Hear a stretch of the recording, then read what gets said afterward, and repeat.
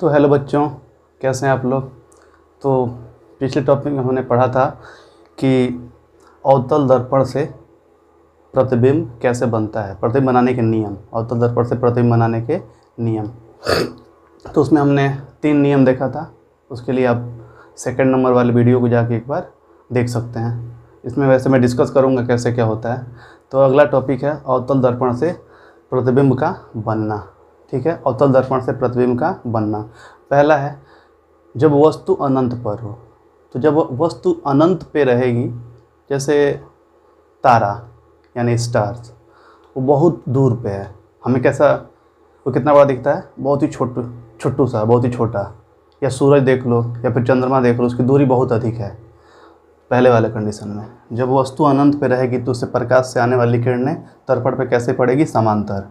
अब पहला नियम क्या था, पहला नियम ये था कि अगर प्रकाश किरण मुख्य अक्ष के समांतर आती है, यानी इसके, तो कहाँ से जाती है, फोकस से होके जाएगी। तो प्रकाश किरण मुख्य अक्ष के समांतर आई तो कहाँ से चली गई, फोकस से। अब इस स्थिति में प्रतिबिंब कैसा बन गया, इस स्थिति में प्रतिबिंब जो हमारा बना कैसा बनेगा, उल्टा। ठीक है, और उल्टा जब भी बनेगा तो वास्तविक। फिर वस्तु से बहुत छोटा बिंदु आकार का, कितना छोटा, बहुत ही। अब सूरज बहुत बड़ा है, कितना छोटा हमारी आंखों में, या फिर तारा कितना बड़ा है, बहुत बड़ा, काफ़ी दूरी पे होते हैं वो सब, लेकिन बहुत ही छोटे से हमारी आंखों बनते हैं, उसका आंखों बनता है हमारी आंखों पर उसका प्रतिबिंब बनता है, फोकस पर बनता है। कहाँ बना है, तो फोकस पे बना है। ठीक है। दूसरा, जब वस्तु अनंत और वक्रता केंद्र के, यानी वक्रता केंद्र के इधर क्या हो गया, अनंत हो गया, और इधर वक्रता केंद्र अनंत के बीच में कहीं वस्तु हमने रख दिया। अब एक प्रकाश किरण को, पहला नियम क्या था, जो प्रकाश किरण मुख्य अक्ष के समांतर होगी वो कहाँ से जाएगी, फोकस से होके जाएगी, पहला नियम। और तीसरा नियम क्या था कि अगर प्रकाश किरण वक्रता केंद्र से जाएगी तो उसी रास्ते से ये वापस उसी रास्ते से लौट आएगी, दोनों नियम। अब ये वास्तव में क्या यहाँ पे कट कर रहे हैं। ठीक है, वास्तव में अब इस वस्तु का प्रतिबिंब कहाँ बन गया, वक्रता केंद्र और फोकस के बीच में। तो इस स्थिति में वस्तु का प्रतिबिंब कैसा बना, उल्टा। ठीक है, उल्टा। जब सही में काटा है, ठीक है, हमने इसको ज़बरदस्ती से ले आके कटवाया नहीं है, तो कैसा बनेगा, वास्तविक, और वस्तु से छोटा, और वक्रता केंद्र और फोकस के बीच में बनता है, इसके बीच में बनता है। ठीक है, तो ये तीसरी स्थिति, 2 तक तो हो चुका है। तीसरा है जब वस्तु वक्रता केंद्र पर हो। तो जब वस्तु वक्रता केंद्र पे रहेगा, तो यहाँ पे वक्रता केंद्र पे है वस्तु ए बी, तो इससे एक प्रकाश किरण हम गुजारेंगे मुख्य अक्ष के समांतर। तो जो मुख्य अक्ष के समांतर होता है वो कहाँ से जाएगा, मुख्य फोकस से होते हुए चला जाएगा। ठीक है, और फिर दूसरा नियम का यूज करेंगे। दूसरा नियम क्या था, पहले नियम का क्या था, उल्टा, यानी जो प्रकाश किरण मुख्य यानी फोकस से होके जाएगा वो मुख्य अक्ष के समांतर हो जाएगा। अब ये दोनों किरणें यहाँ पे काट रही हैं, ठीक है, इस वाले बिंदु पे काटेंगी, तो इसका उल्टा प्रतिबिंब बन गया, और उल्टा वास्तविक, सही में काटी हैं तो वास्तविक, वस्तु के आकार के जितना बड़ा हमारा वस्तु उतना बड़ा प्रतिबिंब, वस्तु के आकार के बराबर, और वक्रता केंद्र पर बनेगा। कहाँ बना है, वक्रता केंद्र पर बनेगा। ये 4 स्थिति हो गई। चौथा केस क्या है, जब वस्तु वक्रता केंद्र C तथा फोकस F के बीच में हो, यानी ये रहा C और ये रहा F, इसके बीच में A भी वस्तु है। अब पहले नियम में एक प्रकाश किरण को मुख्य अक्ष के समांतर ले जाएंगे, वो कहाँ से जाएगा, मुख्य फोकस से होके गुजर जाएगा। ठीक है, इसके बाद हमें एक और किरण चाहिए, तभी जाकर प्रतिबिंब का निर्माण होगा। दूसरा, इसको मुख्य फोकस से लेके जाएंगे तो ये मुख्य अक्ष के समांतर हो जाएगा। अब ये दोनों किरणें यहाँ पे काटी हैं, अब काटी हैं तो वास्तविक प्रतिबिंब बनेगा, और वास्तविक होता है तो उल्टा बना है, और वस्तु से बड़ा बना है। और कहाँ बना है, तो इधर अनंत है, इधर क्या है, वक्रता केंद्र, यानी अनंत और वक्रता केंद्र के बीच बना है। ठीक है, पहले वाले में उल्टा, वास्तविक में यहाँ पे एक दूसरे को कट की हैं, यानी काट दी हैं, तो वास्तविक वस्तु के बराबर और वक्रता केंद्र पर बनेगा। ये 4 नियम हो गए, ठीक है। अब अगला देखते हैं पांचवा क्या है, जब वस्तु फोकस पर हो। तो इस स्थिति में क्या होगा, जब वस्तु फोकस पे रहेगा तो एक प्रकाश किरण को हम गुजार देंगे कहाँ से, मुख्य अक्ष के समांतर। और जो मुख्य अक्ष के समांतर होता है कहाँ से आता है, तो वो जाता है मुख्य फोकस से होते हुए, ठीक है। दूसरे प्रकाश किरण को हम वक्रता केंद्र से गुजारेंगे और वक्रता केंद्र से जाने वाला प्रकाश किरण पुनः वैसे ही लौट के चला आता है। तो ठीक है, ये आ गया ऐसे वापस। अब ये दोनों पैरेलल लाइन यानी समांतर लाइन, और समांतर लाइन में इस रेल की पटरियाँ कहाँ मिलेगी, तो अनंत पे, वो समांतर है। तो समांतर रेखाएं कहाँ पे मिलती हैं, तो अनंत पे ये मिलेंगी, ठीक है। इस स्थिति में वस्तु का जो प्रतिबिंब बनता है कैसा बनता है, तो देखते हैं। वास्तविक अनंत से मिल रही है ना, मिलना चाहिए, कहीं मिले, कहीं भी जाके मिले। उसके बाद उल्टा, वस्तु से बहुत बड़ा, जैसे जब वस्तु अनंत पे है तो प्रतिबिंब छोटू सा बन रहा है, बहुत ही छोटा। तो जब छोटा है तो अनंत पे कितना बड़ा बनेगा, बहुत बड़ा, अनंत पर बनेगा। लास्ट वाला केस देख लेते हैं, जब वस्तु कहाँ, ध्रुव यानी P और फोकस के बीच में हो। इस स्थिति में पहला वाला, जब इससे एक प्रकाश किरण, पहला नियम, मुख्य अक्ष के समांतर होगा तो कहाँ से आएगा, मुख्य फोकस से होके चला जाएगा। और एक को कहाँ से गुजार देंगे, वक्रता केंद्र से। तो वक्रता केंद्र वाला जैसे ही जिस रास्ते से जाएगा उसी रास्ते से वापस आ जाएगा। अब ये दोनों, एक ऐसे जा रहा है एक ऐसे जा रहा है, समांतर भी नहीं है, तो ये कहीं मिलेंगे ही नहीं। इस स्थिति में इसको हम ले जाके पीछे डैश डैश लाइन से मिला दिया। अब दर्पण के पीछे हमने इसे ज़बरदस्ती मिलाया। जब भी ज़बरदस्ती मिलाएंगे तो क्या बनेगा, आभासी प्रतिबिंब। और आभासी होगा तो क्या होगा, सीधा। तो सीधा, आभासी और वस्तु से बड़ा है, ठीक है। और दर्पण के कहाँ बना है, पीछे, ठीक है। तो यही 5 केस है। पहले कहाँ देखा था, एकदम अनंत पे, कहाँ देखा था, अनंत पे। उसके बाद अनंत और वक्रता केंद्र के बीच में लेके आए थे। उसके बाद वक्रता केंद्र पे, फिर कहाँ, वक्रता केंद्र और फोकस के बीच में, फिर फोकस पे रख दिया, और लास्ट वाले में फोकस और ध्रुव के बीच में रखा। तब ये हमारा 6 कंडीशन पूरा हुआ। अब अगला टॉपिक देखते हैं, उत्तल दर्पण से, ये अवतल था, उत्तल दर्पण से प्रतिबिंब का बनना। उसमें 2 ही केस होते हैं, बताऊंगा क्यों 2 ही केस होते हैं, इसमें क्यों 6 होते हैं प्रतिबिंब का बनना। अब इसमें 2 ही केस क्यों होते हैं, पहले ये देख लें। तो उत्तल दर्पण कैसे बनता है, ऐसे ना, ये उठे हुए तल से प्रकाश का परावर्तन होता है। तो इसका खोखला गोला कैसे होगा, ये, इसका सेंटर भी इधर ही होगा, फोकस भी इधर ही होगा। तो इधर क्या, पूरा अनंत, और इधर क्या बचा, ध्रुव। इसीलिए 2 ही केस इसमें हो रहा है, एक तो अनंत पे रख देंगे और एक इधर कहीं रख देंगे, 2 ही केस बना। उस वाले में क्या हो रहा था, ऐसे किया। अब ये खोखला गोला कैसे बनेगा, इस तरीके से, ठीक है। और इधर क्या हो गया, फोकस हो गया, ध्रुव हो गया, वक्रता केंद्र हो गया। अनंत पे रखेंगे, इन दोनों के बीच में रखेंगे, फिर वक्रता केंद्र और फोकस के बीच में रखेंगे, फिर एक बार फोकस पे रखेंगे, फिर इन दोनों के बीच में रखेंगे। तो 6 केस बन जाता है। और इसमें कुल मिला के कितने हैं, 2 ही केस बनेंगे, या तो अनंत पे या फिर ध्रुव और अनंत के कहीं बीच में रख देंगे। इसीलिए इसमें 2 केस बनता है, इसमें 6 केस बनता है। तो अब देखते हैं ज़रा। तो जो प्रकाश किरण मुख्य अक्ष के समांतर होकर आती है वो कैसे जाएगी, वो ऐसा प्रतीत होगा कि फोकस से लौट के आ रही है, क्योंकि ये छेद को तो जाएगा नहीं, इसे छेद के जाएगा नहीं, तो इसे डॉटेड लाइन से ले आके फोकस पे मिला देंगे। इसके बाद नीचे भी वैसे ही। अब इन दोनों को डॉटेड लाइन से मिलाया है तो सही में तो मिला नहीं है, कैसा मिला है, आभासी। और आभासी वाले केस में क्या होता है, सीधा प्रतिबिंब बनेगा, आभासी हो गया। तो वस्तु से बहुत छोटा यानी बिंदु आकार का बनेगा। और कहाँ बना है, तो फोकस पे। इस वाले केस में जब वस्तु अनंत तथा ध्रुव के बीच में कहीं हो, इधर पूरा अनंत, ये रहा ध्रुव, यहाँ पे वस्तु रखा। एक प्रकाश किरण को क्या किया गया, मुख्य अक्ष के समांतर लेके आ गए। तो जो मुख्य अक्ष के समांतर आएगी वो कैसा प्रतीत होगा कि मुख्य फोकस से होके यानी लौट के आ रही है, छेद को, इस उत्तल दर्पण को छेद के तो ये जाएगी नहीं। और तीसरा नियम इसमें भी क्या था, जो प्रकाश किरण वक्रता केंद्र की ओर जाएगी ठीक है, ऐसा प्रतीत होगा कि वहीं से लौट के उसी रास्ते से पुनः उसी रास्ते से लौट के आ जाएगी। इस केस में वस्तु का प्रतिबिंब, ये सही में तो काटे नहीं है, हमने इसको ज़बरदस्ती ले जाके यहाँ पे कट कराया है, तो क्या बनेगा आभासी। और आभासी में जैसे इसमें बना था, आभासी के बाद सीधा, ठीक है। उसके बाद वस्तु से छोटा, वस्तु से छोटा। चौथा केस क्या हो जाएगा, चौथा यानी कहाँ बना है, तो ध्रुव और फोकस के बीच में।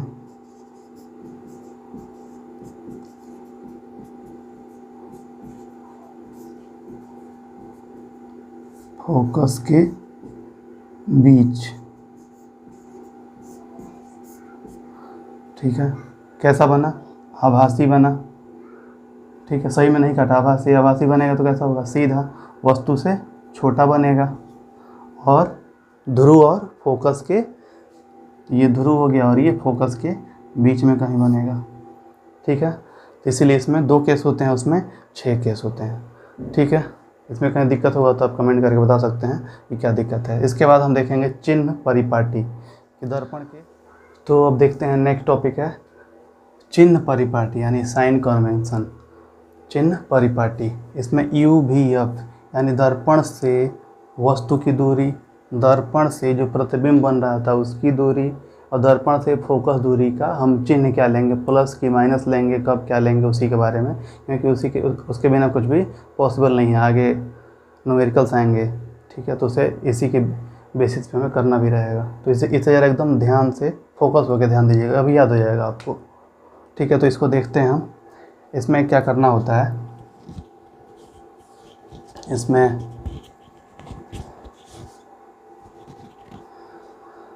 दर्पण की सभी दूरियां कहाँ से मापी जाती हैं, ध्रुव से मापी जाएंगी, ठीक है। तो यू क्या है, ये आपतित किरण, पहले से देखते हैं। आपतित किरण की तरफ अगर इधर से हम इधर चलेंगे, किधर से, आपतित किरण यानी इधर से प्रकाश पड़ेगा दर्पण की तरफ, उसकी दिशा में क्या लेंगे, प्लस, और उसके विपरीत दिशा में जाएंगे तो क्या लेंगे, माइनस। अब देखते हैं, अब हमें ये वस्तु हो गया, इसकी दूरी क्या लेते हैं, U, ठीक है। इसकी दूरी को क्या लेते हैं, U।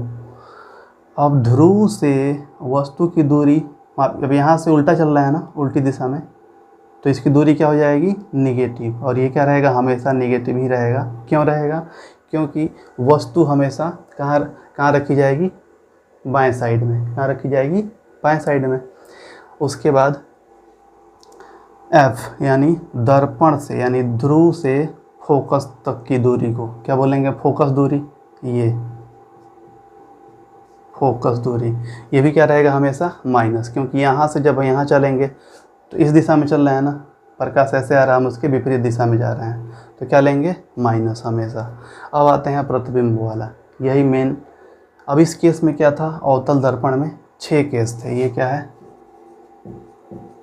अवतल, और ये वाला क्या है, उत्तल दर्पण, ठीक है। इसमें 6 केस थे। 6 केस में से 5 में कैसा था, वास्तविक, और 1 केस में कैसा बन रहा था, आभासी।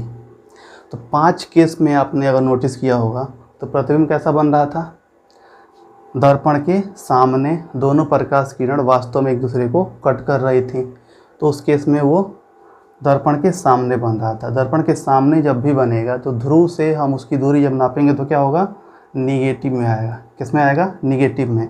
तो इसमें मैंने लिख भी दिया है, दर्पण से प्रतिबिंब की दूरी यानी भी निगेटिव कब होगा, जब प्रतिबिंब वास्तविक होगा, तब उसकी जो उसका चिन्ह लेंगे क्या लेंगे, निगेटिव लेंगे। और एक लास्ट वाला केस था, जब फोकस और ध्रुव के बीच में रखा गया था, तो दर्पण से प्रतिबिंब की दूरी क्या होगी, पॉजिटिव यानी धनात्मक होगी, जब वस्तु आभासी होगा। इधर हमने इसको ज़बरदस्ती कट कराया था, ठीक है। इसमें देख लेते हैं, इसमें बनता है 2 केस। 2 केस मतलब 2 केस बना था, वस्तु एक अनंत पे रखा था, एक ध्रुव और अनंत के बीच में रखे थे। तो इसमें क्या होता है, जब वस्तु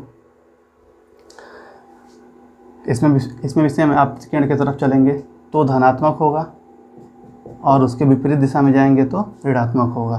तो यू हमेशा क्या रहेगा, यू यानी वस्तु से ध्रुव तक की दूरी को क्या बोलेंगे, यू। ये हमेशा क्या रहेगा, ऋणात्मक। क्यों रहेगा, यहाँ से इसको नापेंगे तो विपरीत दिशा में जा रहे हैं तो क्या हो जाएगा, निगेटिव हमेशा। उसके बाद जब वस्तु इधर है तभी, ठीक है, जब वस्तु इधर है तभी। उसके बाद भी यानी यहाँ लिख दिया था इसलिए दोबारा नहीं लिखा है वहाँ पे, दर्पण से फोकस तक की दूरी। अब इसमें दो ही केस होता है और दो ही में कैसा बनता है, आभासी, दर्पण के पीछे। तो ध्रुव से इसकी दूरी नापेंगे जब ध्रुव से इधर दर्पण के पीछे, तो ये प्रकाश के आपतित प्रकाश की दिशा में है तो ये कैसा रहेगा, धनात्मक। इसमें दो ही केस होता है और दोनों में ही दर्पण के पीछे बनता है तो क्या हो गया, धनात्मक हमेशा के लिए। फिर क्या आता है, फोकस दूरी। तो इसकी फोकस दूरी इधर होती है तो ध्रुव से फोकस तक की दूरी नापेंगे तो आप प्रकाश की किरण की दिशा में है तो क्या हो जाएगा, हमेशा धनात्मक। एक चीज़ और बताना है, जब वस्तु ऐसे रखेंगे तो किधर वाई अक्ष पे ऊपर क्या लेते हैं, धनात्मक ना। तो वस्तु तो हमेशा ऊपर ही रहेगा, तो वस्तु क्या रहेगा, ऐसे देखा जाए तो वस्तु हमेशा धनात्मक हमेशा। अब प्रतिबिंब में क्या देखना पड़ता है, प्रतिबिंब अगर आभासी बनेगा तो सीधा बनेगा, सीधा यानी ऊपर बन रहा था, ऐसे देखा था आपने। इसमें भी कैसा बन रहा था, डॉटेड लाइन से, यहाँ पे एक छोटा सा बना था ऐसे, ठीक है। इसको यहाँ लिख देता हूँ, इमेज यानी प्रतिबिंब,